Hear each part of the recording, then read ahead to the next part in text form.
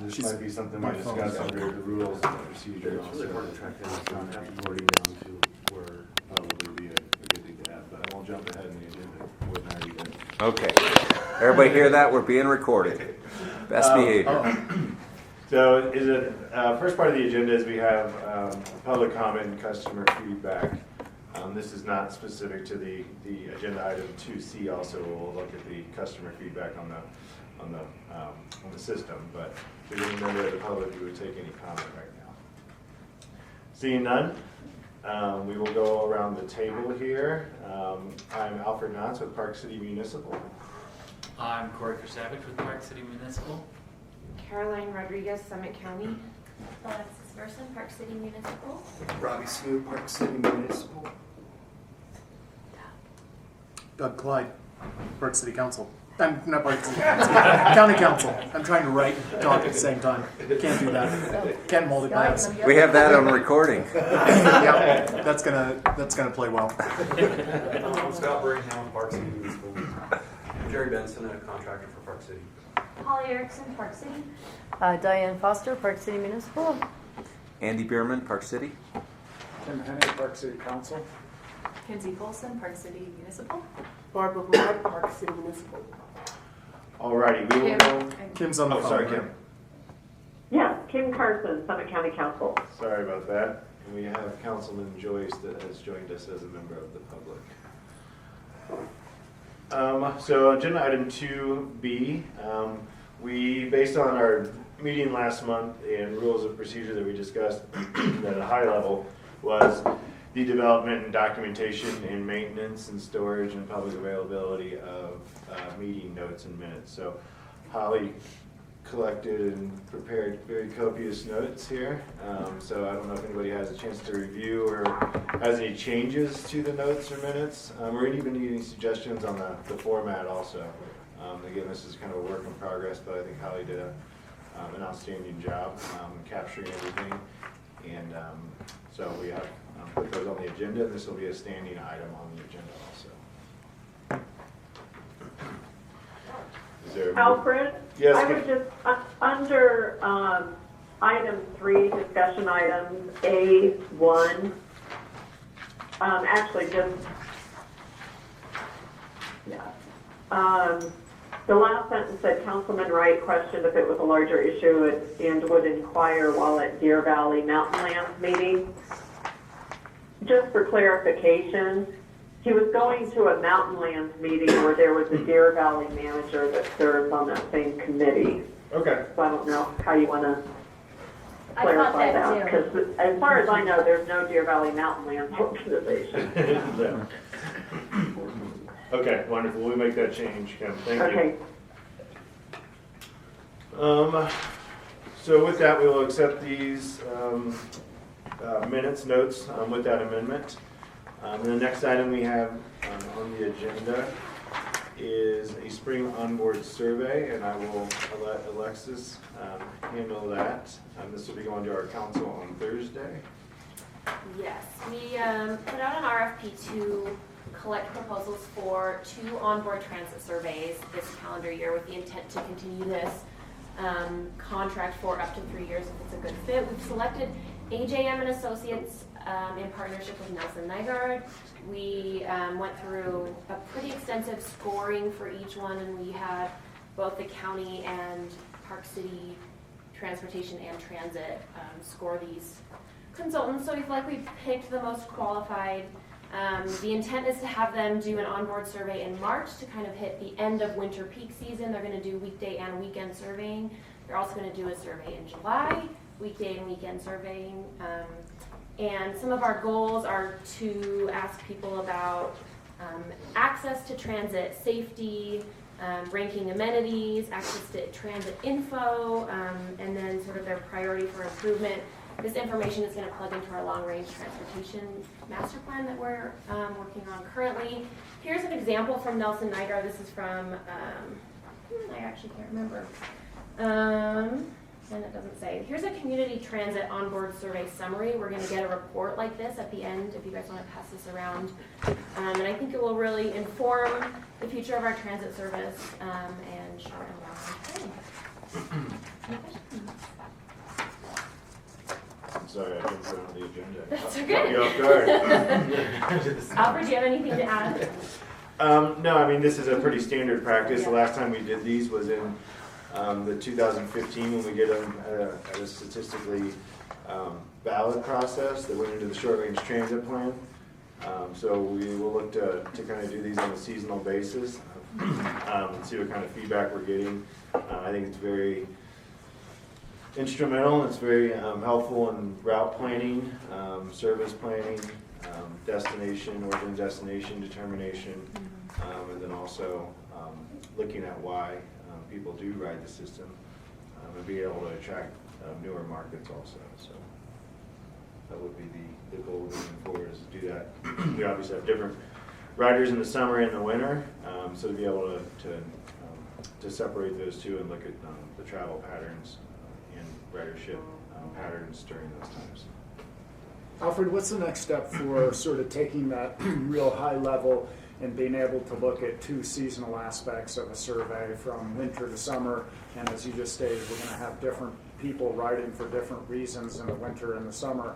But we also have so many subgroups even within those seasonal components. In the winter, just because that's where we are, you're going to have tourists who are riding it because they rented a condo on the bus line and they figured out that that's a super easy way to get to the base of the resort. You're going to have people commuting for work reasons in the morning and the evening, inload, outload on the yellow line. It's full to capacity every day at 5:30 because those people are riding it to get back to Prospector where they've got housing, the J1 population, just to put a name on it. So I'm just wondering how, or if it's even possible to identify those subgroups and what the intention is or the plan to do that. It is possible to separate those groups and looking at what their trip purpose is by origin and destination, time of day travel. Do you call that trip generation? Is that? It's actually just transit demand analysis. So, and we'll talk about that for the Heber process too and project. But we are able to separate those groups and to see those travel patterns because they are very distinctly different. And then look at how we allocate those resources in the future. Again, trying to go back to that more data-driven service planning process. But this survey is higher than that. It's not looking at those subgroups, or it'll capture some It'll of them. capture like what's your primary trip purpose, how often do you ride the bus, where do you live, and we'll ask those questions. So. The day I was out handing out Christmas candies or whatever it was on the bus, whatever they had me do, it seemed like virtually everybody I talked to was a J1. It clearly is a major enticement for them to come work here because they know our transit system works. Yeah, I think we saw the same thing when we were down at Old Town. Tim, you were out there with us. Yeah. Handing out. So, and I think we can, we'll take that information. It's not set in stone right now, and the questions we ask. So, if we can drill down as much as we possibly can, we will to get that travel market identified. Yeah, and I mean, what comes up for me is I'm going to use this example of the person who lives in Park Meadows is going to have a much different equation for whether or not, and the decision making on whether they're going to take the bus or not. And most of the time, they're going to end up in, I'm not taking the bus for a variety of reasons in Park Meadows. But, I think what we're attempting to do is to capture whatever is available for even the Park Meadows audience, right? And then on the other end, we're going to have the J1s that use the bus almost exclusively. So those are sort of the two ends of the spectrum. And I'm just wondering how this particular survey helps us identify the needs of those different, very disparate subcategories within the overall transit ridership equation. Yeah, and that might be more of a next step also to look at, trying to capture the markets that's not using the bus also through more of a voluntary survey. But this is more focused on specifically on who is riding the bus right now. So I think there is a little bit of a gap there, but it is trying to get out to those other markets that aren't using the bus as well. So we'll have to look at maybe a gap in there. And I think, Councilman Joyce has brought that up too about why going into certain neighborhoods and asking, why aren't people using the bus also? Is it the distance of the stop? Is it the condition of the amenities? Is it just overall convenience or lack thereof? So I think that'll still give us the information we need to make more informed decisions. Alfred, when I was reading this, one thought I had is to reach out to the HOAs in those particular neighborhoods Okay, no, that's a good point. and see if through them we could try to send out a survey. And Okay, yeah, no, I think that's a good idea, and I think that would not be very labor intensive, and that's a thing we wanted to point out here too. We did do this last year just using staff resources. It wasn't a statistically valid process. If you looked at what FHWA would consider to support any of Title VI requirements or service planning, or even to include in our grants or anything like that. When we want to submit for additional services or rolling stock, that we've gone out and collected that information. So it's very labor intensive. So to get all of our routes and to get the time of day and to get the weekend and the weekday. So I just wanted to point out that's why we're kind of going to this next level to get to the industry standard. Are there any questions in the survey to determine what we're competing against, what their general modes of transportation are? Because if somebody doesn't own a car, they're likely going to take the bus a lot more than if they own a car, or if they say they walk everywhere, then they probably live in the middle of Old Town or something. We can add that. That's usually a question in an origin and destination study. It said if you didn't take the bus or if you didn't use your car, how would you have made the trip? Yeah. Even some of those questions are, or the answers are, I wouldn't have made the trip. So that's something we can add to that. I think it's useful to know if we're trying to change habits, to know what we're competing against. Yeah. Yes, absolutely. So we can add that to the suite of questions. In my haste here, I glossed over the monthly ridership report. This is something we've been bringing back to JTAB on a monthly basis, just in the last 2 meetings, I guess. But something we're still. And I missed the last meeting, but I appreciate it. I want you to know. I thought it was really like the staff report and appreciate the information that's here. Yeah, it's been, I think we built a very good process. Robbie's done a great job of being able to extrapolate the information on a very timely manner. To be able to put that together is something we probably want to make publicly available, also just as a snapshot maybe on our websites as well, but I'll leave that up to the county. But it's probably something we would do also. But it does give a good snapshot on what's going on. We're seeing a pretty significant uptick in ridership. We're obviously seeing a little bit of a decline on the pink, because the pink no longer comes into town anymore. It's about half the route anymore. So we've seen a lot of that shift. Mostly, we would assume, and we'll figure this out a little bit better through the ridership surveys potentially, is that we've seen a lot of that, what we call it cannibalization, because it's actually growing across the whole system, but that shift over into the lime, and then also probably more transfers on the white also, and those are questions that we'll ask also about transfers and where did you transfer, what line did you ride. But overall, we're seeing a change in ridership at about 13%. I think I should have looked from last month, but I think 17. So we're The last two actually were 17 and now 13. So we're hitting double-digit ridership. We'll obviously see a decline, but maybe not a decline overall, and coming up on the April period and everything. But we'll report back in February on our ridership, and then probably give a better snapshot on a quarterly report too when we close out the season, so we can look at it more holistically. So I don't know if there's any questions. This does not include Sundance ridership, just to be clear. And I wanted to make sure that I was clear. I had asked Robbie that last night. Just How did you exclude it? Is it? It's on their own. That their rolling stock that they contract with. So I it's see. on the bus, I and see. then there's also the theater loop. So we didn't pull that information out of the Okay. the passenger counters. If we added buses to expand already existing service, those are included. Okay.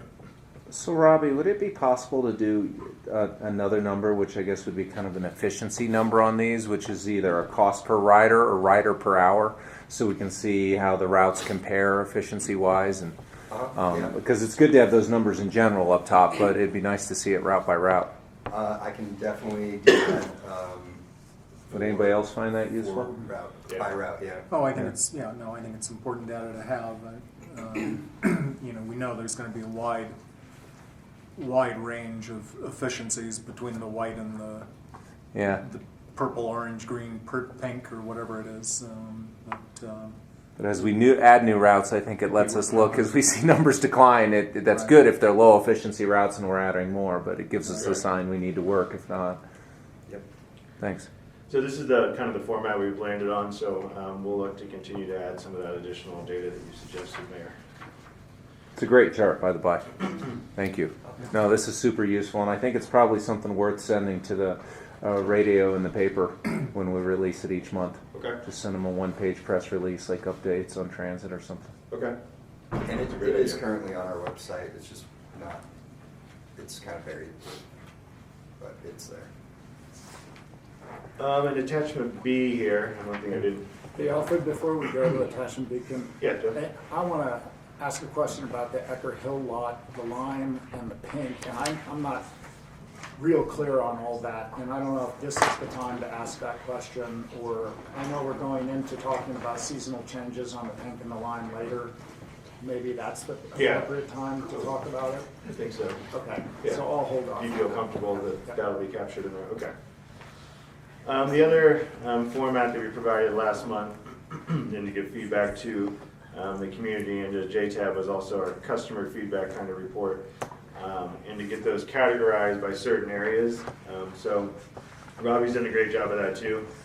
We do have these cataloged on a spreadsheet with the actual language and what the complaint was, and then those are categorized, and then Robbie takes those and kind of consolidates those into categories. So one thing I mentioned to Diane is you don't know if you have a problem if you don't know what the problem is. So looking at some of this information, and we went back and she asked me to look at the, because I did read the whole spreadsheet, but to look at some of the nature of the complaints. Some of these are categorized together. The larger majority of the driver complaints that I did see correlate to the missed stop and drop off issue too, unless you saw a different trend there, Robbie. No, they're very important.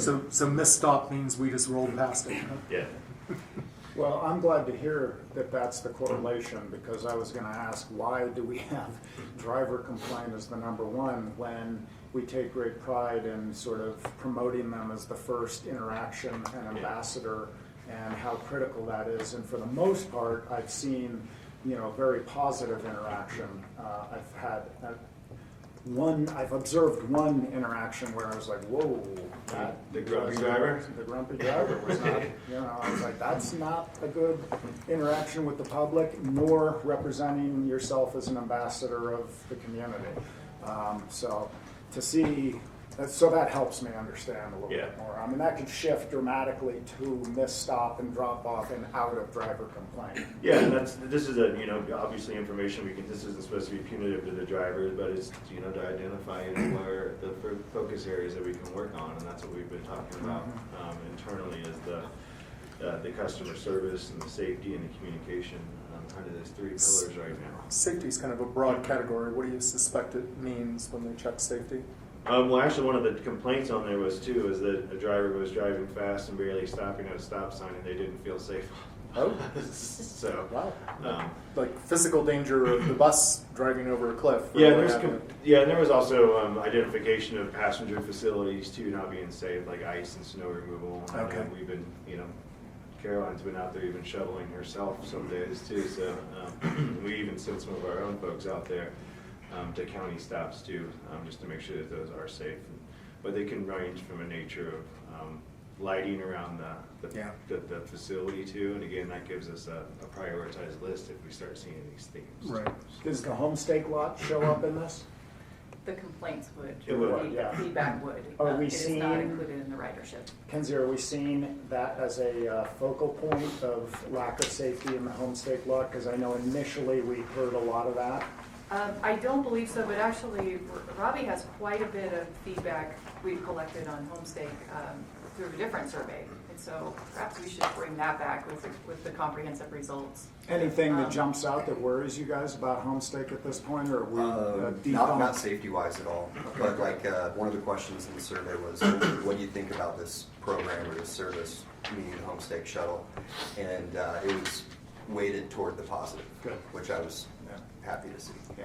And I was going to say that a lot of this feedback, the driver complaints come from voicemail phone calls where the people who are, whatever happened to them they want like some immediate expression, you know, so it's a complaint about the driver. When it's an email, it's very much less about the specific driver. Seems like people are less, you know, just wanting to quickly express their frustration.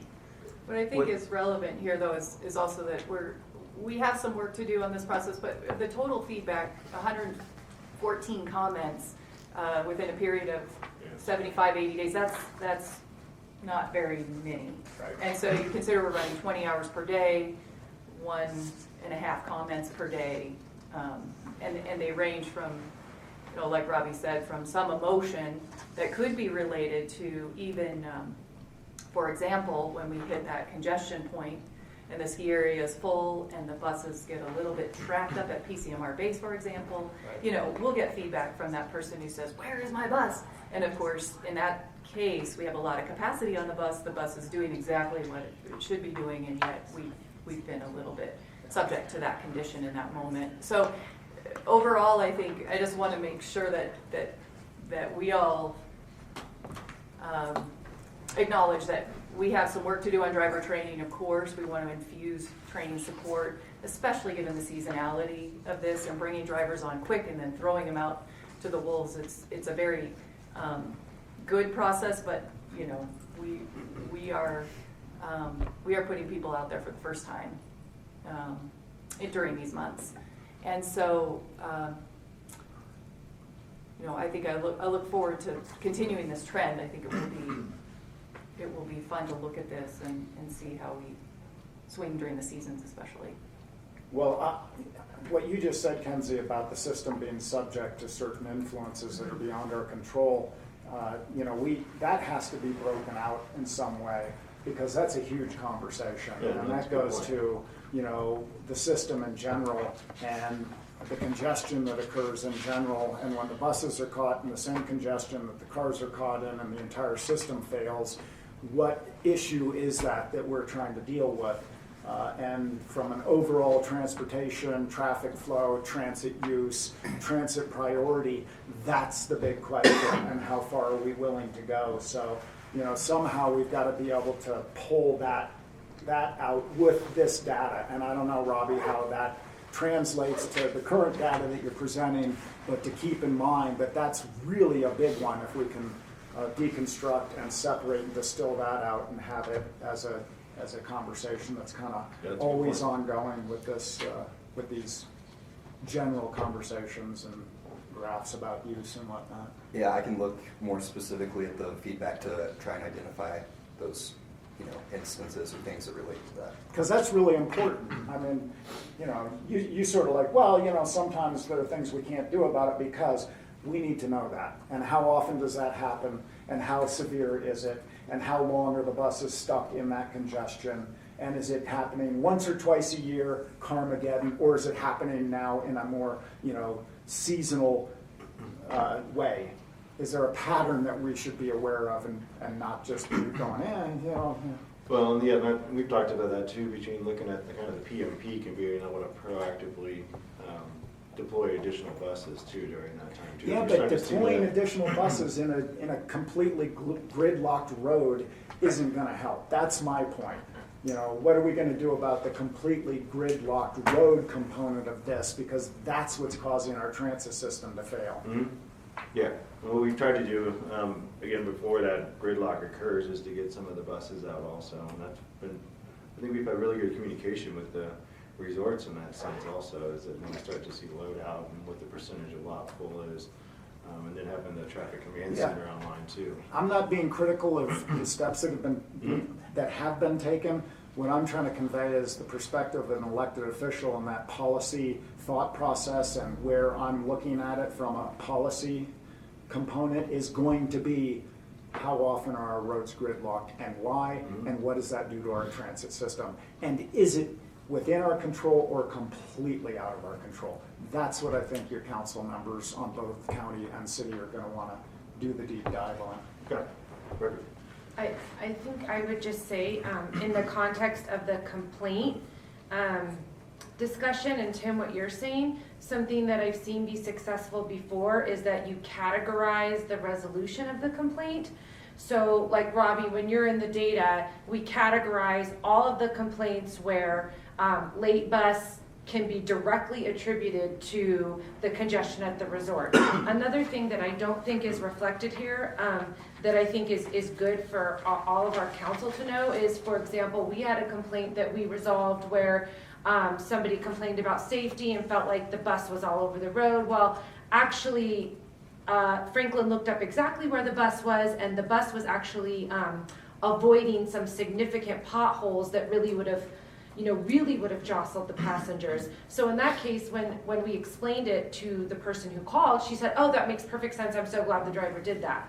So if then you categorize the resolution, that also should be reflected in the way that our operators are sort of handling some of these. But I think it's good for our respective council members to know that a lot of these are being resolved and how they were resolved. And I think you can use that same sort of tabulation to talk about then this is why there's so much, why the buses are being held up. But this is just another way to track and understand it. I think knowing that indeed that some of these complaints are being resolved is really important information. Right. Because if you stare at that pie chart, it's great. It's a pie chart. But what are we doing about it? Percentage of respond, yeah. Right, like a lot of times the complaint is, well, the bus isn't in the bus lane. And, I call Kenzie and Kenzie says, okay, well, UDOT just plowed 4 feet of snow into the bus lane and it's not safe. Right. And that's a completely reasonable answer. So if we know that, 45% of late bus complaints are actually a direct result of there being snow in the bus lane and the operators were being safe, then that's really good information to share.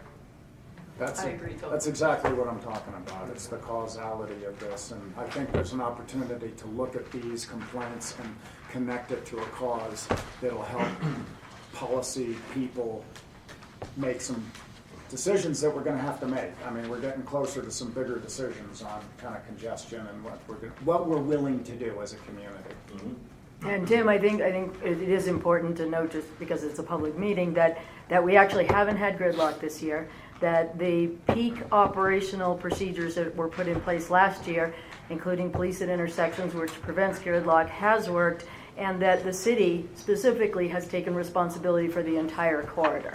So even lights at Kimball Junction, the city's working directly with UDOT and the Traffic Command Center, so that there is that ownership of the congestion, not only the buses. And that's good to put in there, Diane, and I guess I always come at it from a certain perspective, and I should preface my comments by saying I've observed a lot of really great stuff happening this year, like the police at the intersections that are dealing with that gridlock at the intersections. Fabulous, very successful, very effective. I have seen more of our guests riding the bus this year than ever before, and I said that last year. So that's 2 years in a row of massive expansion of our guests using the bus. They have figured out that they can stand there for a brief period of time, get on a bus, and get dropped off at the base of the resort, and they love it. Mm-hmm.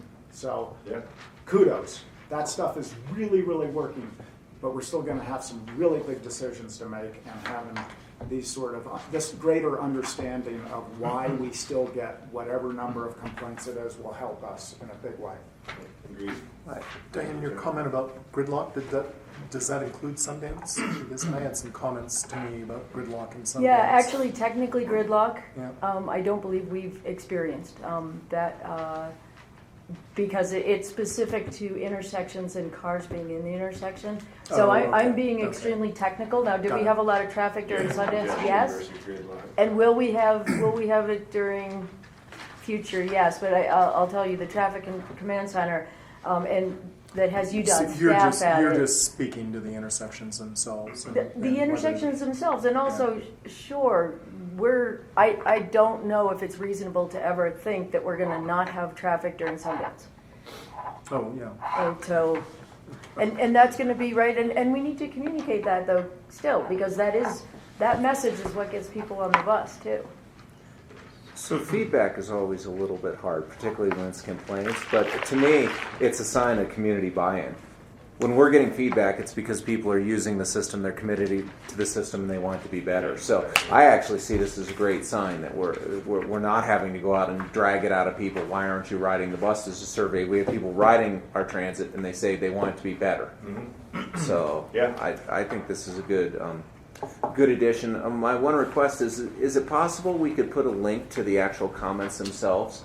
I don't want them all printed out, but if we could look at, if we have the time, if we could peruse them, sometimes it's just nice to get the context. It's currently on the Public Works Drive, and I can make it available on. It'd be good to, I think we first want to, before we post that publicly, I think we just want to have a discussion about it, and if there's any privacy concerns. I was speaking for us Okay. in this meeting, although I guess if it's in the meeting, then it's public. But I think it's just let us check in with legal to make sure we're not violating any privacy. Yep.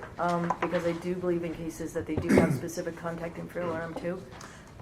fair enough. Is it data that necessarily needs to be public? In other words, can we look at it and still be secure? If it's presented in the meeting, it's going to be public. And I'm not saying we can't. I'm just saying it's a good request. Let's just make sure we check in with legal and make sure we're not. Just a request. Take a look. Yeah. And I think, Alfred, also if we have NDT averages, I'm guessing. National averages? Yeah, I'm guessing this is probably lower than national averages. Yeah, we would look at NTD, like a system of small rural urban system. We can look at see what that compares to, whether it's part of the national average. Same thing with kind of accident data also. I forgot to say, I wanted to add one thing to the ridership discussion. I will let the CVMA report to the respective jurisdictions on their ridership on the Connect service, but it is really, really, really high. And people are using Park City Transit service to connect to the Connect service. So I wanted to make sure that wasn't skipped over, and I'm sorry I forgot to mention it before, but I just think it speaks to the overall productivity of the system, even though not reflected here. And then the circulator in Kimball Junction, we had over 10,000 rides in January, which is also not reflected here because I did not report that to Robbie, sorry. But again, it's a work in progress. I just really think it speaks to people doing what we asked, which is use the existing transit services to connect to other services. So I think that's something positive we should definitely not forget. No, that's a good point. We're going to try to add that in the future to this? Yes, that was totally, yes.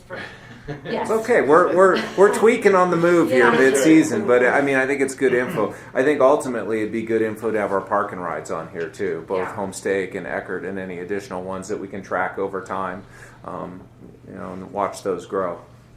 And those are periodic counts, right? On lot park and ride occupancy, we don't do dailies on that. Well, we have boardings, Yeah, so, but no parking count. yeah, it's not Right. actually. Again, I just know something to sometimes. aspire to. I Yeah. think eventually that'd be a good piece of data to have on this. Yeah. Why is the Park City Salt Lake Connect, there's a column here for it, and then it's also included in other, as one of the lines. Am I? It's a confusing nuance. Okay. The PCSLC is the actual bus from Park City to Salt Lake. Yeah. Then the UTA Connect was the bus that would pick up from Kimball and then drive out to And that Deer one's Valley. in other, That's been discontinued. and so that's discontinued. yeah, so it no longer It was in operates. last year's totals. So the PC numbers SLC is really just for the commuters from Salt Lake, and it's not reflecting. I mean, it was called the Black 13, and it had very little ridership. The That's- Black 13. Why didn't anybody want to ride that? We'll wait for the next one. I'm sorry, that's the UTA's bus? Yeah, the PC SLC Connect in this right here, this Right. guy, that is the one that comes from Salt Lake. Mhm. But this one here, that one was discontinued. the 13 Got it, one. okay. And it was only, so it was discontinued for 2019. It was running Right. in 2018. I do want to comment that anytime you get below an 8-point font, don't expect me to read it. Yes, I can make that bigger. Robbie's a regular rider on the PCSLC Connect. All right, well, we brought this back. This is rules and procedure. This is something we had talked about as we formalized JTAB a little bit more in a public meeting form and documentation and moving forward on decisions and meetings that we would establish some rules and procedure. Under the discussion, these were essentially the 5 bullets that I generally listed. And then in attachment A, I've just put together kind of what those processes are. Nothing really earth-shattering. They're each about 2 sentences, but it lays out hopefully a path forward that's bigger than a staff person or a personality or an elected official, that we do a process and have a due process. And then that the public has an expectation of how the meetings will be conducted, when they'll be conducted, where they'll be located, and again, documentation of those minutes and notes. So if there's any change, one change I did want to recommend just voluntarily was the meeting minutes and notes. And it does state that they actually will be recorded electronically, so we're already in compliance with our rules and procedures. I thought maybe I left that out, but. Is this meeting subject to the Utah Open Meetings Act? Yes. Okay. Yeah, and we've been posting it accordingly, and then posting on, Annette's been posting it on the open meeting, and we've been posting on each of our websites also. And hopefully Bev saw the agenda on the website. It always That's why she's slips me here. by. It was like, oh god. Yeah. So if there's no changes, I mean, these are, what we did want to do is accept these in place, but if there's any request to amend these, we can obviously do that as necessary and to reflect those on any amendment. We will take those. Alfred? Yes, Kim? What should be our process for requesting an agenda item? Good question. That's a good question. I guess just through staff. Okay. Or, Yeah, I you guess may- liaison members can request items. Right, and the one thing you may want to consider, and I think probably drafting something after this meeting, just to think about if all of a sudden it extends beyond what a 90-minute period should be, like how is that handled? So some type of a prioritization process.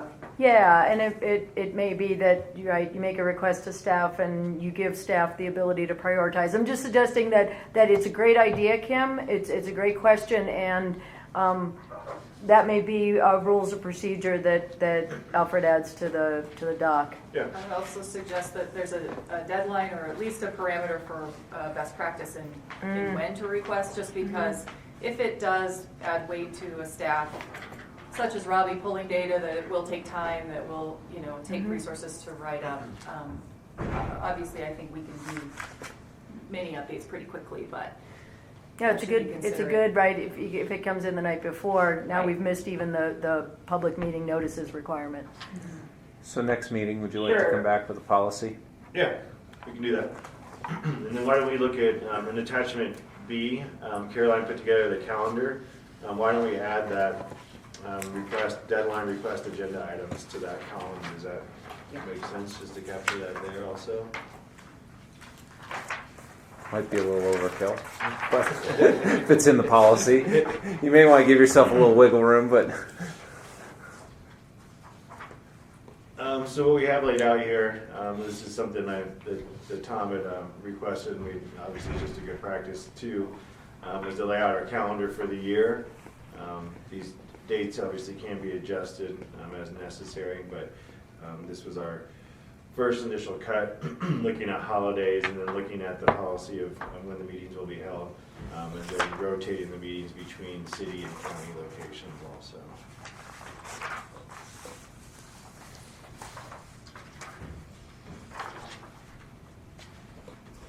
Any concerns there? No. This is great. Okay, awesome. Alfred, will you ask Holly to send out meeting invites for these? Yeah, I will, absolutely. And then we can start building I think we should look at including a JTAB tab get that down. On the website also with our calendar and the meeting minutes and everything like that too. Yeah, I've already started some structure on that. Okay, wonderful, thank you, Holly. Next is this spring service planning. We started this a few weeks ago, looking towards the shoulder season, the spring service season. We've come up with just a few alternatives. There's been some meetings with the city and county staff, but I'll let Kinsey handle this if that's acceptable. Absolutely. So in preparation for spring, we have one major new element to consider, and that's specific to the Ecker Hill Park and Ride and the changes on the line and the paint recently for winter service. I want to focus heavily on that because that is the most important transition that we have to make. In doing some assessment, again, with city staff and county, we've looked carefully at some of the history of the general decrease in ridership and demand in spring season. And so we've captured just a couple of little quick charts here to show that naturally, even on our most popular commuter routes, we still see that drop in April as people leave town and we transition seasons. And so in consideration of that, we've come up with an idea to run a combined frequency of 15 minutes to Ecker Hill.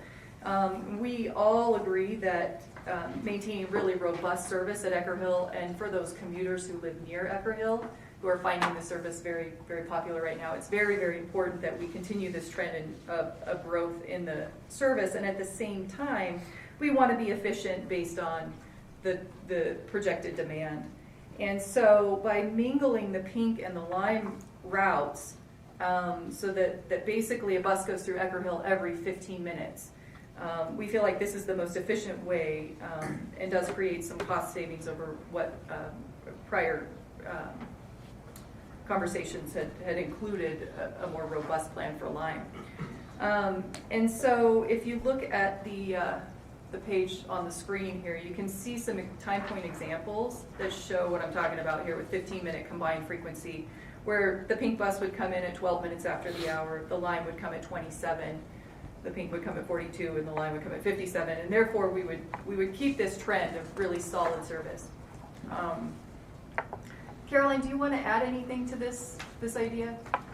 Well, I have a question, but no, I think you did a great job of describing it, and I appreciate the thought and analysis that went into it, that went into sort of looking at the changes and why they could benefit the system, and how they would work and still accommodate the riders that have gotten used to using Ecker or that are considering using Ecker, maybe. Additionally, we're looking at modifying the Lime route slightly to include the Old Town Transit Center. And this is based on patron feedback and interest in folks being able to park and go straight up here to Main Street.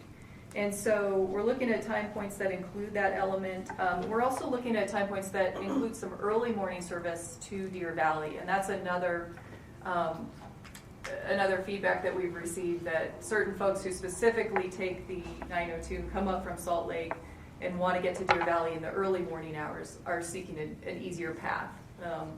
When it's 6:05 in the morning, 7:05 a.m. approximately, that's when our Electric Express isn't rolling at the same frequency as later in the day. And so we're looking to accommodate those people a little bit better within this plan. Are there questions about this or comments? What was the modification of the line? Where did it stop before you proposed that it goes to the transit center? The Park City Mountain Base has been okay. the termination point.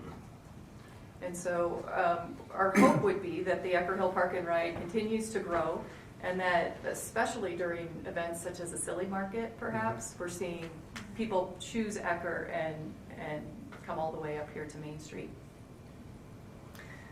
It also creates additional opportunity for us to add during other events, should need arise, for example, the Kimball Arts Festival or 4th of July. One of the comments that we got from Deer Valley the other day was that they wanted to get direct bus routing from the park and rides to Deer Valley. And I have to admit, even when I was working for the resort, I always thought that it was odd that all buses came to the resort center regardless of where you were going. I don't know whether that's a proper characterization any longer, but it's the way it was, at least in the beginning. So.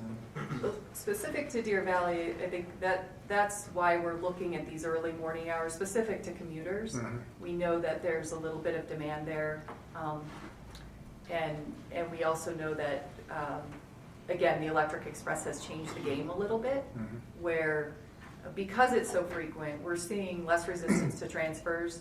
And that's, we can see it in the ridership, we're seeing that growth. Right. But I think the key is making sure also that if we can't efficiently go to Deer Valley all the time, can we at least make sure that You get to we're the Old Town Transit Center. correct and that we're getting there quickly. And so that's why there's extra consideration for those morning runs where we know there are a handful of riders really trying to get to their jobs.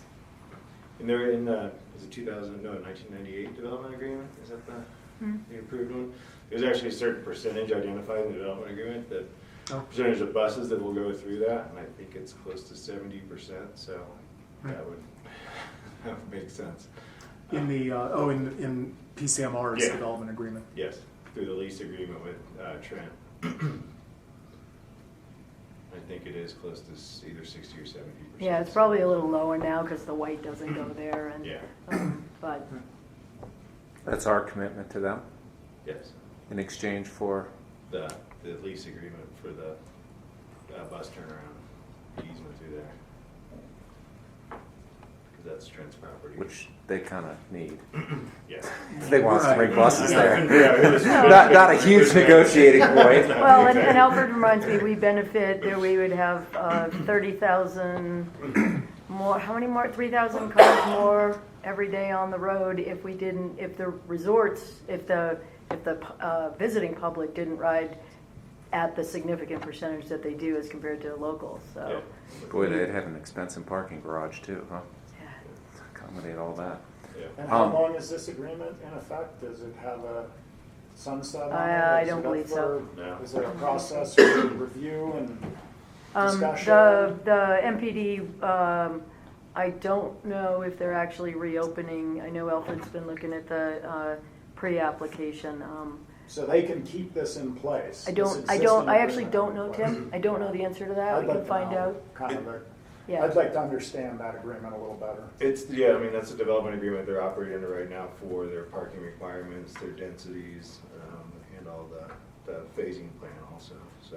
I'd like to know how that existing agreement that we're operating under fits into future development proposals, and if everything's gonna be up for discussion, or if there are carve-outs that are gonna be, carried forward, and they can vest, basically, because it benefits them tremendously to vest that Yeah. aspect of it, if there are ways that they'll be able to do that. Yeah, I'm a little confused by all this because Trent was not a party to the Park City Mountain Resort Development Agreement, right? So I don't, and I actually authored the original one, so I don't know how that must be some sort of side agreement. Yeah, it might be a third-party agreement. Maybe a third-party agreement. Yeah.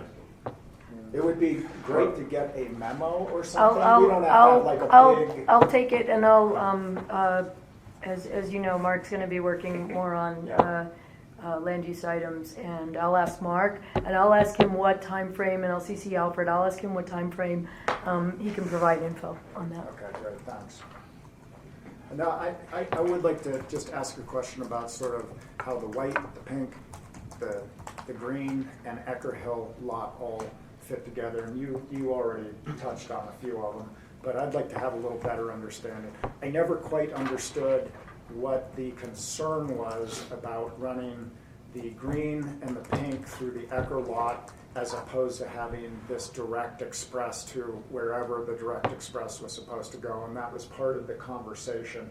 Because to me, getting a bus, and I don't care what color it is, what route it is, that gets me to the transit center, where then I can look around and go, huh, there's a white that's charging and about to leave, I'm gonna run over there and jump on that, is gonna save me 8 minutes. or I'm making these numbers up, but something like 8 minutes versus sitting here on this bus that I caught at the Ecker lot, and I have to make all the various stops on the way to wherever it is I'm going. Let's just call it the Old Town Transit Center, because that's where the white goes, so we can be consistent there. I mean, I've used metro systems for a long time. That's what you do. Yeah. You transfer when it saves you time. So I've never quite understood the resistance to this transfer at the Kimball Junction Transit Center to get on an express that gets me where I'm going to go a lot more quickly.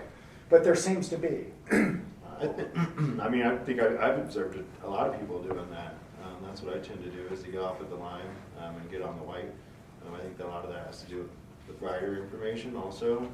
Last year when we did the changes, we put flyers out there that said, if you ride this bus, take this bus to this bus if you're going to this destination. So I think a lot of it's just rider information and education also. Well, is that it? Because when the Ecker lot was coming online, and it was how are we going to service the Ecker lot and get people from Ecker to wherever they're going, there was a big Summit County discussion about, we put the Ecker lot in with the assumption or the understanding that there was going to be express service from the Ecker lot.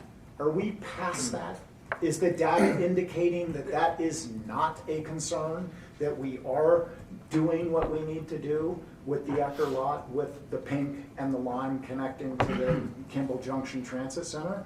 Or am I missing something? I mean, I look at those figures, the white's way up, the pink is down, the lime is up huge, it's taken a whole bunch and expanded, and it seems like whatever is being done is working, but maybe I'm missing something.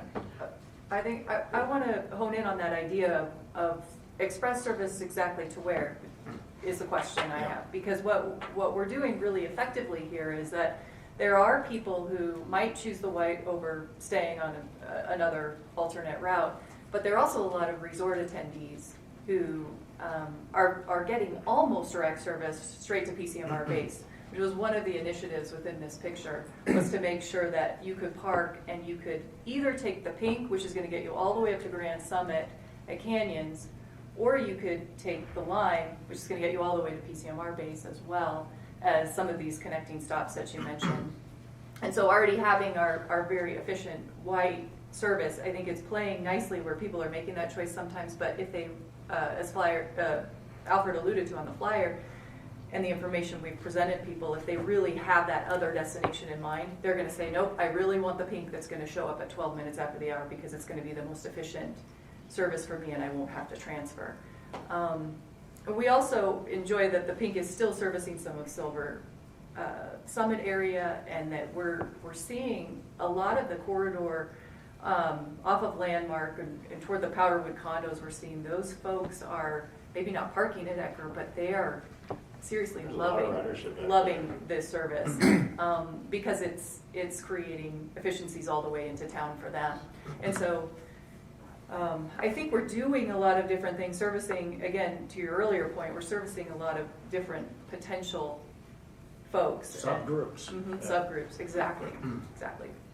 Well, and you talked about the riders in the morning who it doesn't work for, and the white's not running. Is that a big issue, or is that? I don't think it's a big issue. We've, and perhaps we do have these numbers, but I think it's probably just a couple of people who've reached out about it. But we do want efficient service all the way to penetrate into town, and we do want to grow that idea that if you are coming from Salt Lake, it's possible to work up here and start your shift early. Well, so that's Kenzie, you presenting the transit system is dealing with the majority of the issues and working effectively and giving people options, and they can make their own informed decision on whether they're going to transfer, whether they're going to stay on the line. Caroline, do you agree with that? I mean, is this is Park City looking at the transit system? I need to hear from the county, is it working? Yeah, I think it's working. And I think, I actually don't think the concern was like, it has to be the white express that goes to Ecker. I just think that we go back to our 2016 conversations, and that was always the conversation between staff, is that yes, it can extend, yes, it can extend, yes, it can extend. but then there was a little bit of a disconnect when we got down to the nitty gritty of how it would extend. And then there was, Kenzie came on and and her staff did a really excellent job of saying, actually, these are the options, these are the costs, and this is why not extending the white actually makes more sense, is a more efficient service, and provides more options. And I think, I mean, at least as a county staff person, for me, that's all we needed, is the actual analysis that said, extending the white actually doesn't accomplish what you're looking to accomplish. We can do it, but this is a better way. And that's all that's all I think we needed, is that analysis conducted. And then this is a perfectly reasonable option. And actually, the ridership demonstrates that our customers, think it's a reasonable and efficient option as well. It wasn't that. Is that an imaginary insect? Did no one else see that? I'm not birds too, where I'm like, whoa. Pictured me over there. Yeah. But I just think it was a matter of having the analysis done. I'm sorry, Kim, did you want to jump in? I was just going to say, I didn't see it, whatever it was. No, but I agree wholeheartedly with what you said. I think it's looking at the numbers and doing that analysis, and I think this is something that on every single route is an ongoing process to see how we can most efficiently service those needs. And like you said earlier, Tim, we've got to be looking at finding those underlying reasons why people are riding. If they would ride it more, what would it take? And for those that aren't riding it, what can we do to get them on? Yeah, and likewise, I don't think there's any residual concern on the county's part about that. I think what's working is working well. Yeah, and I think when we looked at it, Scott did a good job of doing the route needs assessment, and when we looked at it, we actually were going to need another bus that wasn't on there to keep the 10-minute headways, and then people were going to come out to get on the white, the express, then have to come back in, and then they were going to have to dock and sit there and charge for 5 or 10 minutes when the line was actually more efficient just to come in, dock, pick people up, board light, and then get back on the route. So that's what we arrived at, was looking at kind of those operational characteristics and demands. So I think that the process worked. And further, I think, Tim, to your concern about, while some people are, still kind of complaining, I'm paraphrasing, obviously, but I think part of that speaks to, we're just in this really unique operating environment where a lot of people view it only in terms of like, I should not have to transfer. If I'm going to take the bus, I should get on right outside my door. Wait, but don't drive the bus on my street. But I should get on right outside my door and get to where I'm going, and there should be no transfers. And I totally understand that, and I wish we could accommodate every single person. But I really do think it takes a paradigm shift, or it takes your experiences of, well, of course you have to transfer. I mean, that's what makes a mass transit option successful, is that sometimes you have to transfer to make your trip more efficient. And I think the flyer, and when we get into travel training, that will make a big difference as well, and sort of teaching people how to use the system efficiently. But it really is sort of shifting people's mindset. Okay, I have to give a little bit to make it work for me. And we as a staff continue to work at that, I think. Yeah.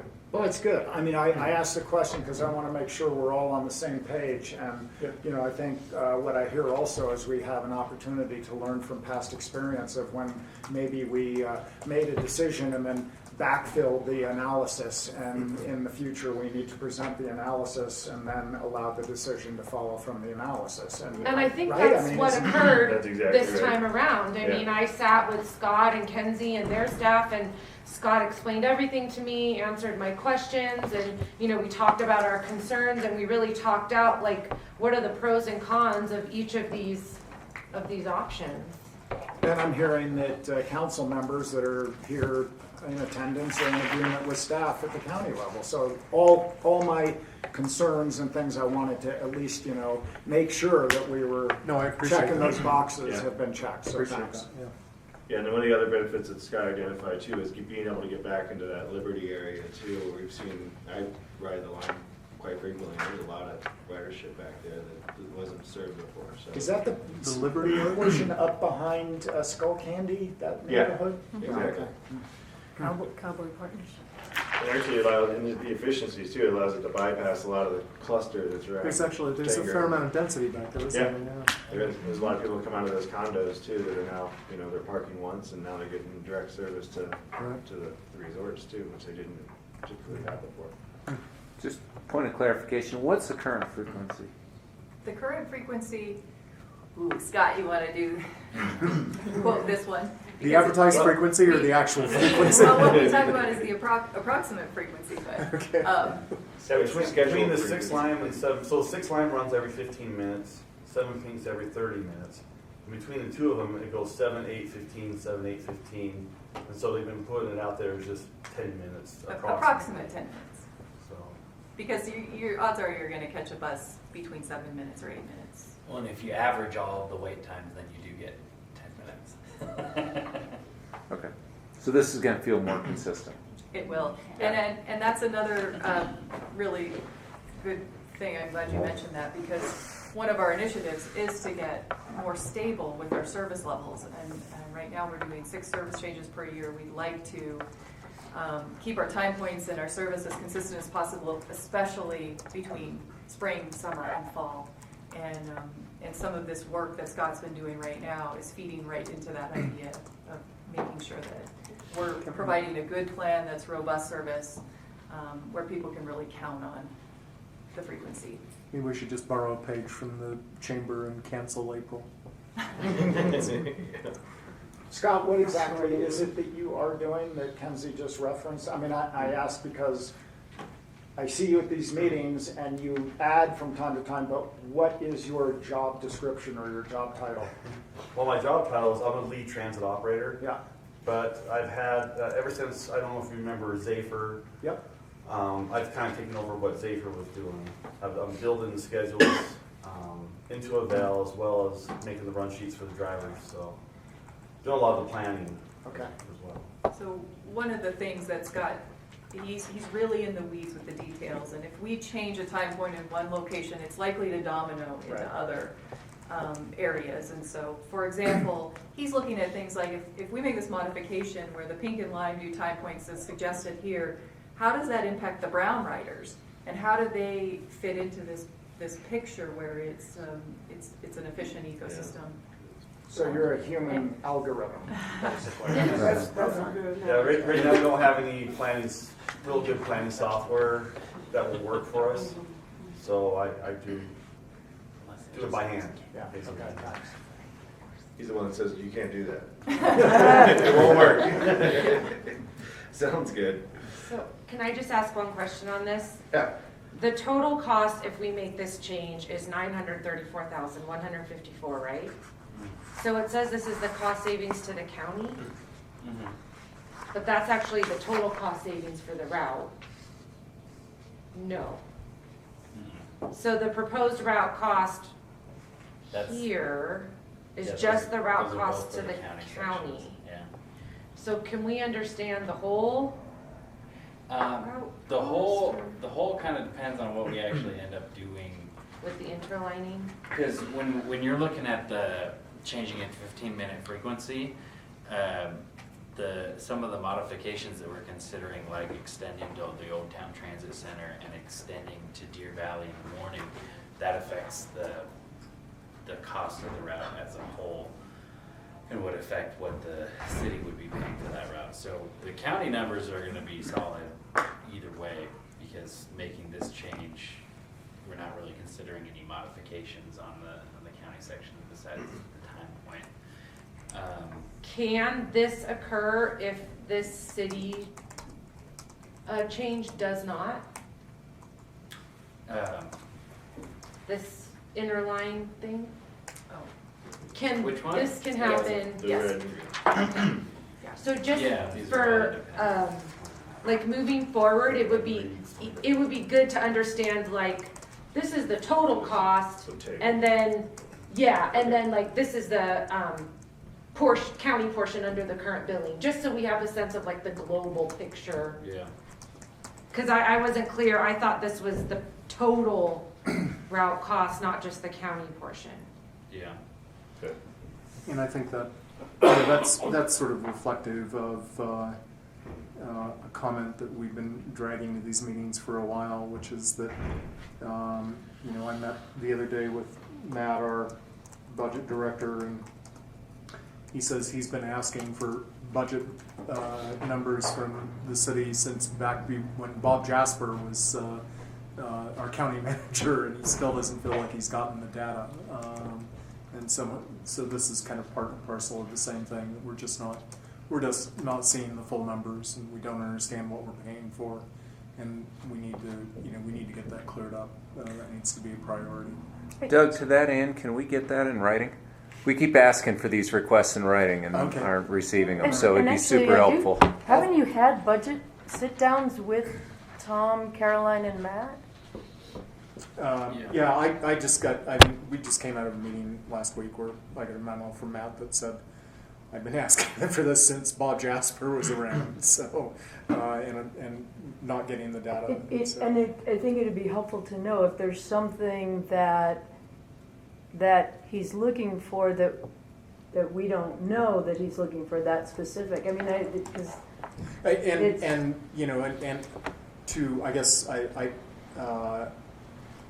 I think his lack of information is as fundamental as we just don't get real numbers. We don't see real numbers about what it takes to operate a particular bus, how much is being charged to us based on what formula or what concept or whatever. He's just not seeing the data. I haven't seen that data.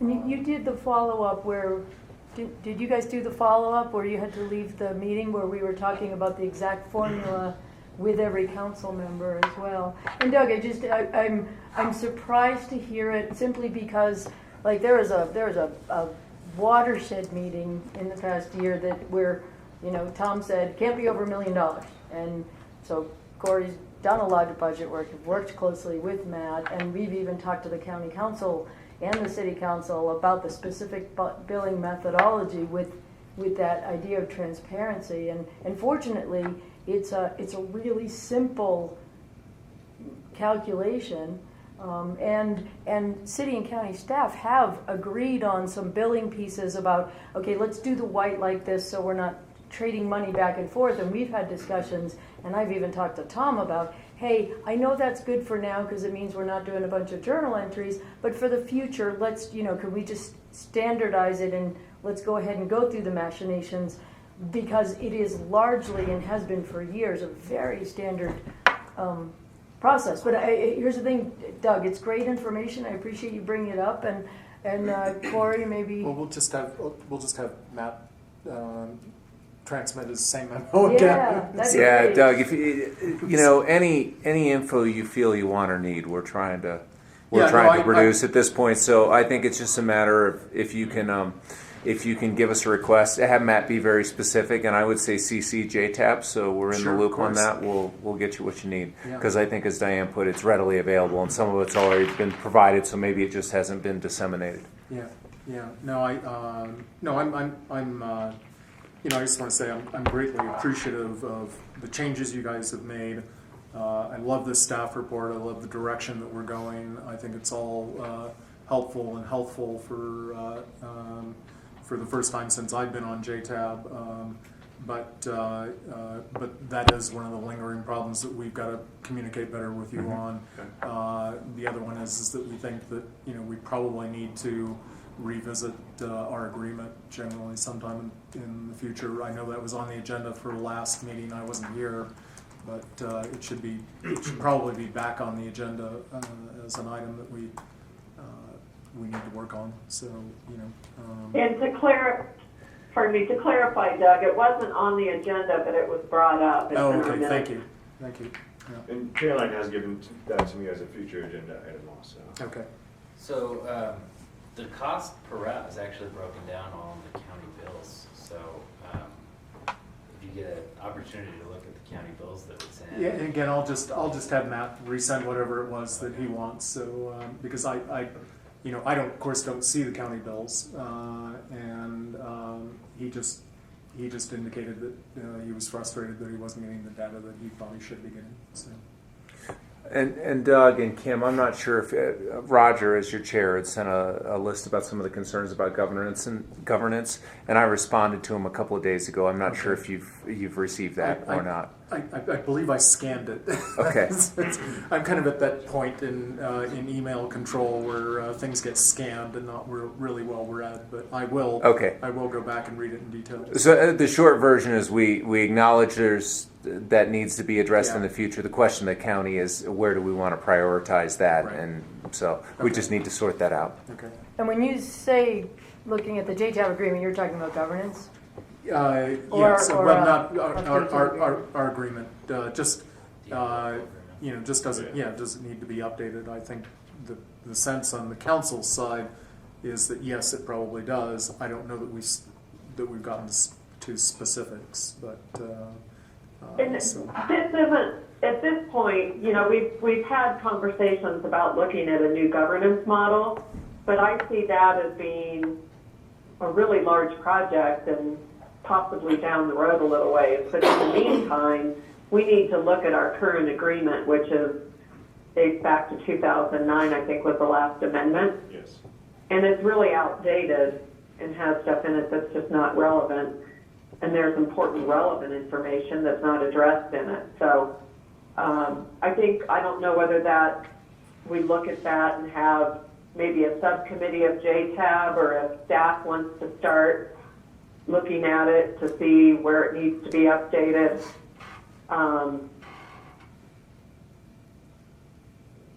I think, Kim, my gut feeling, since it's fairly complex, is I would say either having staff work on it or having the county take a look at where their concerns are in areas for update and get us some red lines is probably a good starting point. And then as we whittle it down into something, then it could come to JTAB for further discussion. I think the latter. It's probably our responsibility to give you something to to work off of, essentially, that reflects our concerns. Okay.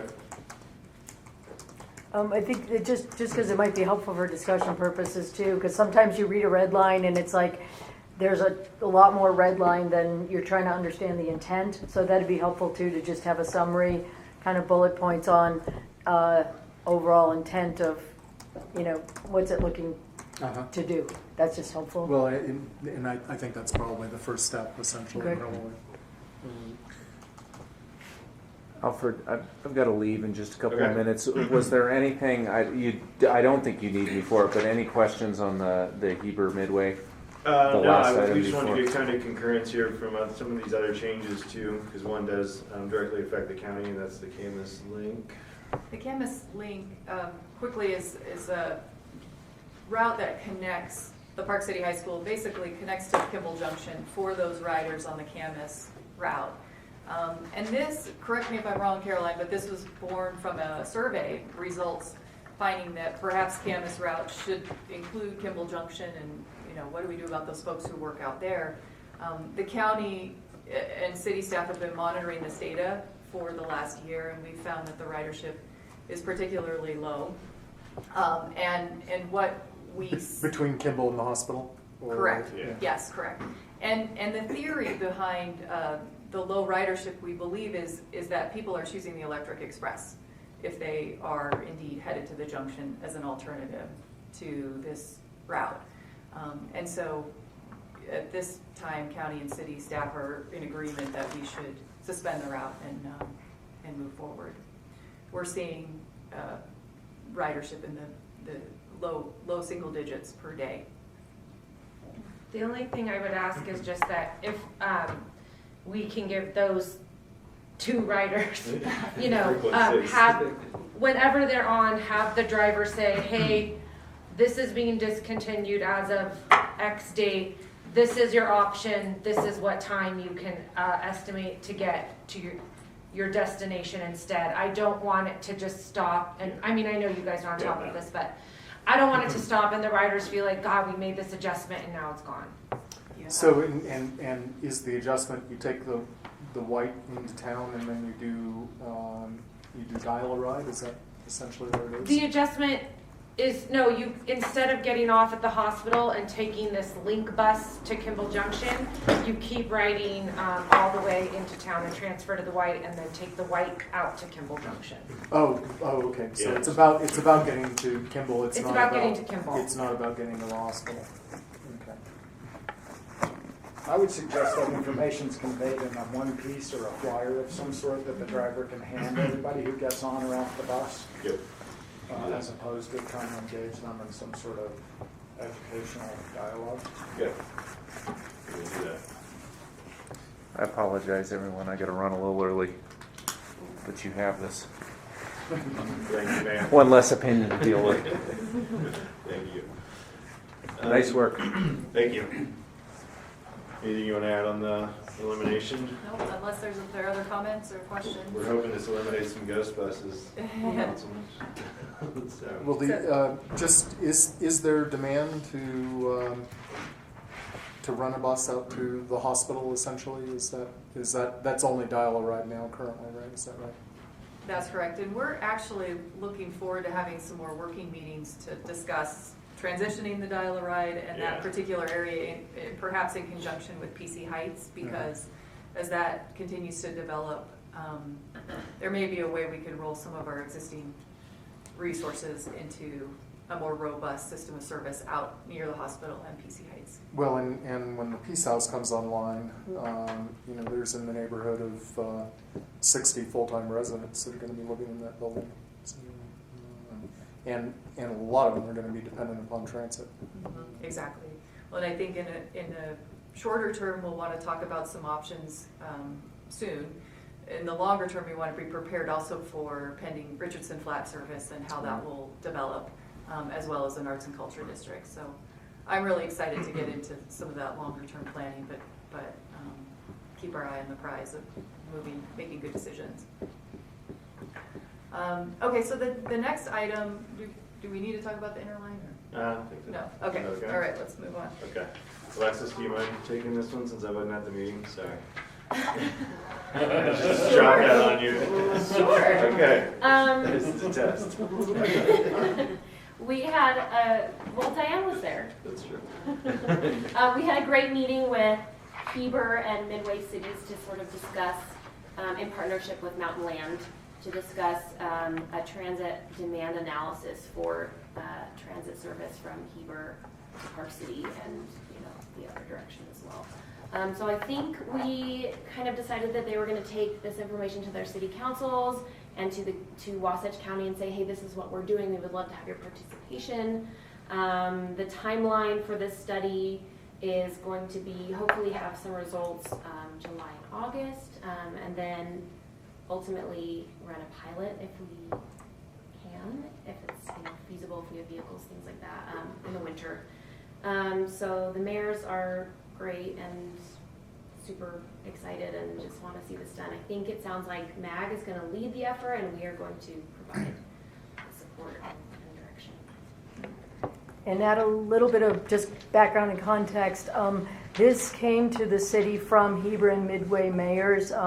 They've been frustrated with Wasatch County's, kind of fits and starts, right? Wasatch County has been talking with us on a staff level about transit, and then MAG initiated a process, and then Wasatch County kind of stalled, and so those two Heber mayors initiated a meeting that MAG invited us to. So the context that's important is this was not Park City driving it. It is those communities going to MAG and MAG saying, hey, do you want to come to the table? So we first met, the first meeting was on the 27th of November, and I've kept Tom Fisher in the loop the whole time, that it's happening, etc. You all heard the KPCW story. That followed a meeting where MAG went to Heber and Midway specifically to ask for funding support. That happened about, I think, a month ago. We specifically did not attend, and I think what we saw yesterday, so the subsequent meeting we had was held on February 13th, and that was down in Heber. The city has, funding is going to come from MAG. UDOT and Alfred have some funding left over from a study that Alfred and Caroline and folks worked on a couple years ago. That was a draft study about transit specifically at that time in conjunction with Wasatch County. Heber City and Midway weren't even involved in the discussions. And the last meeting, one of the things we specifically discussed, Wasatch County is not a particularly willing partner in this whole piece.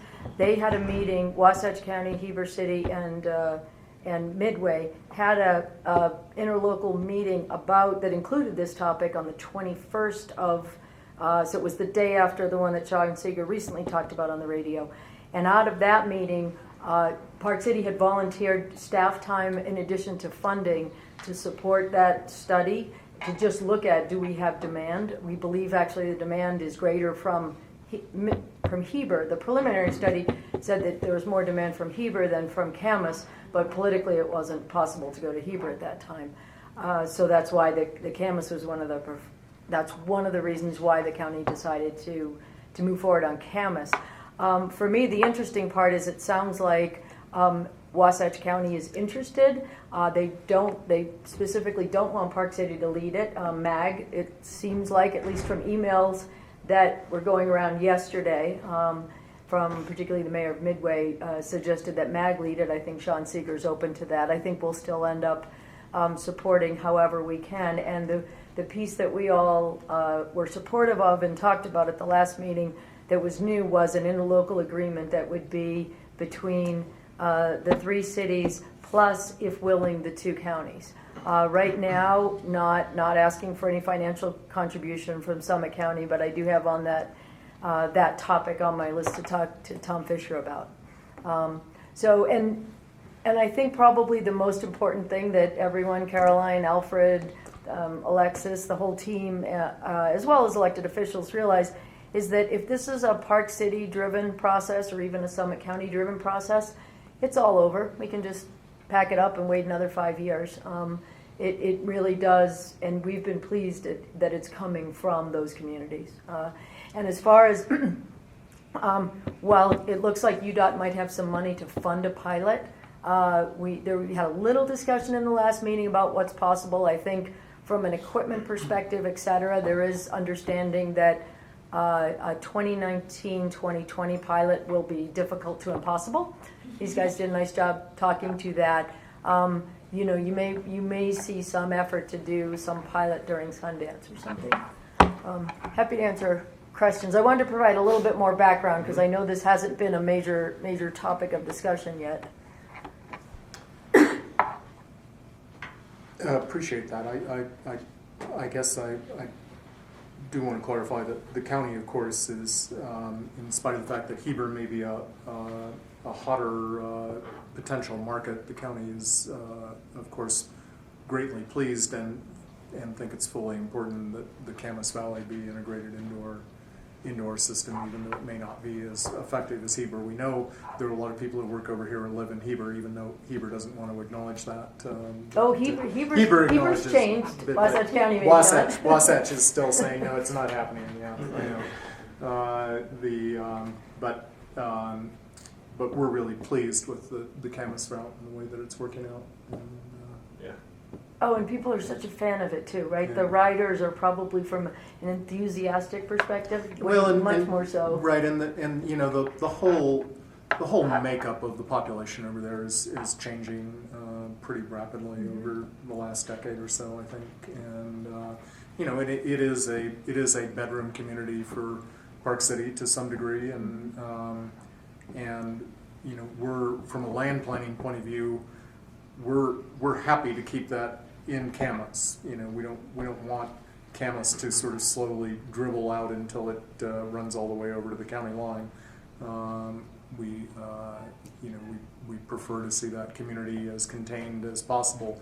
But if they work over here, we need to provide them with buses.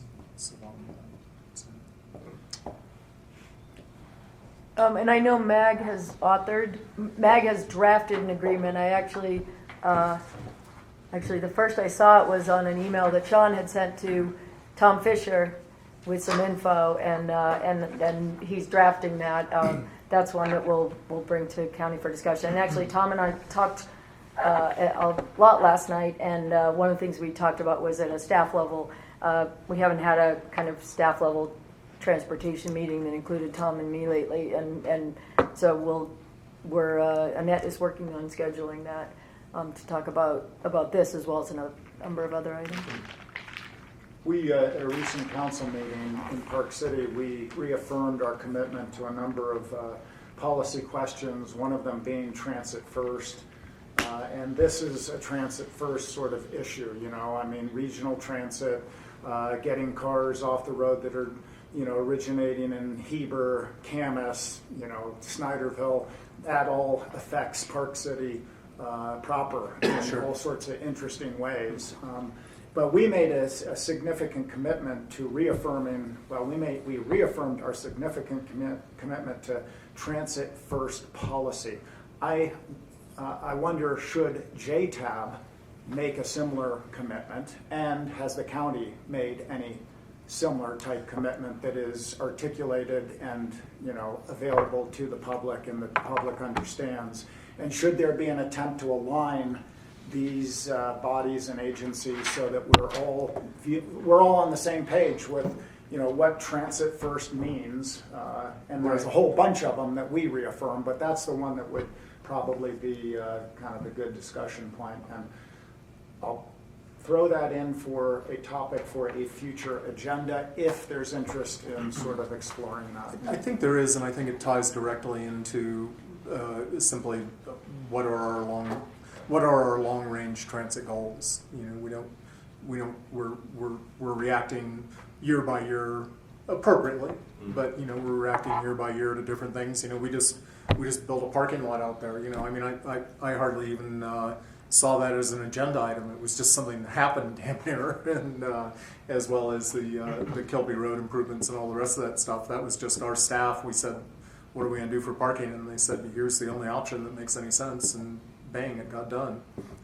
So, you know, we're making appropriate adjustments as, you know, conditions warrant, but I also think we need a long range plan, and I think that ties to your comment. So. Yeah, and it just seems odd to me if we're looking at this as a regional issue that, you know, one jurisdictional entity has made this statement and commitment, and the others maybe have or haven't, but I don't know. So yeah, it'd be nice if we all knew. We have not. I'm not sure. I'd like to understand what transit first means. Well, that would be a good starting point.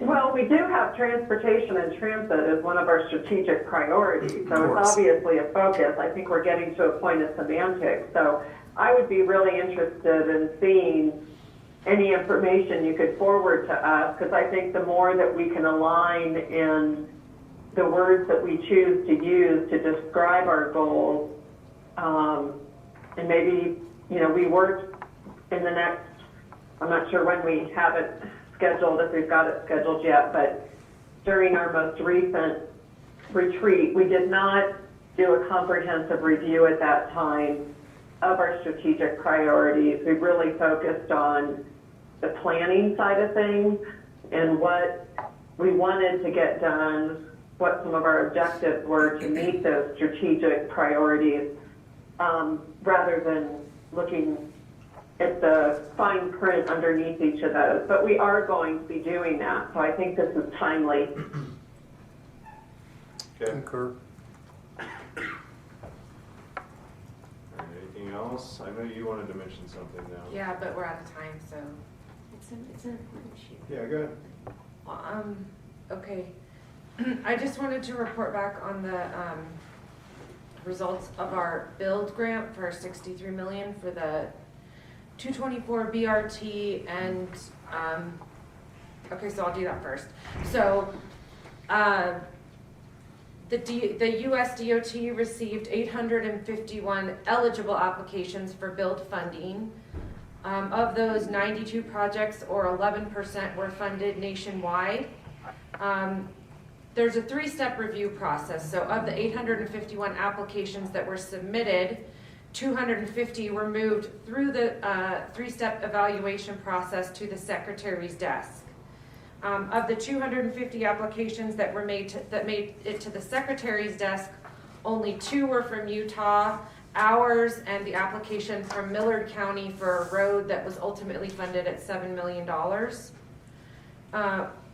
Program-wide, 61% of funded projects were rural and only 10% were for transit. Our application received special remarks for innovation and share of non-federal revenue. And the FTA acting administrator strongly advocated for our application. The reviewers had no negative comments for our application, so the staff could not report on any areas that we needed to improve. It was simply politics and the non-luck of the draw that we weren't awarded. And then I understand from Park City's lobbyist that he encouraged us to reapply again this year based on the temperature in DC and what he's hearing from our delegation. And so the question, I guess, that staff or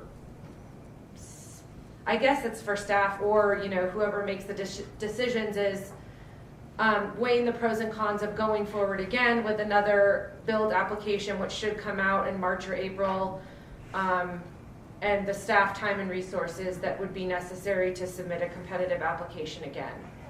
Dude, the program criteria should all be very similar. The only thing that's changed is that it's expected that share of non-federal revenue will not be a criteria this year. Okay, so we can probably package up a lot of what we did. Mm-hmm. Okay. I think we'll need to relook at the benefit cost analysis because the technical team changed our rating based on their calculations, and I think a lot of that had to do with the school bus safety piece. But it will still take a significant amount of staff time and money for consultants to prepare an application again. And we'll have to weigh the pros and cons of where we are in the process and decide whether we go forward.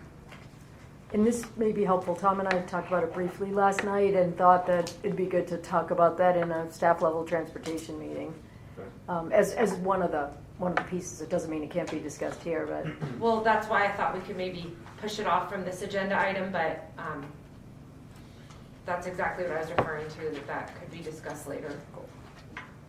But overall, it was very good news, and the fact that they had no negative feedback, especially for a first-time applicant, was really, we made a really good showing. Yeah, we had all letters of support from all of our delegations. So apparently you don't have to check a box about whether you're Democrat or Republican on that application. Right. It's good. It just comes out in the application. So we can just pretend that we're in Utah. Right. And support transit, so I'm trying to figure out what the heck's going on here. Right. Well, thank you to all the staff for your work on that, and I think even though it wasn't awarded to us, it's very positive, and I think we ought to try to do it again, but I agree with that, going to a staff level analysis, and then hear back in March. Yep. Thank you, Kim. Thank you. I've got to run. We're all running. Yeah, we're wrapping up. Thank you. Okay. Thank you. All right. Bye-bye. Bye. thanks. Thank you, everyone. I know a number of people have checked in with you over the past 12 hours. So thank you.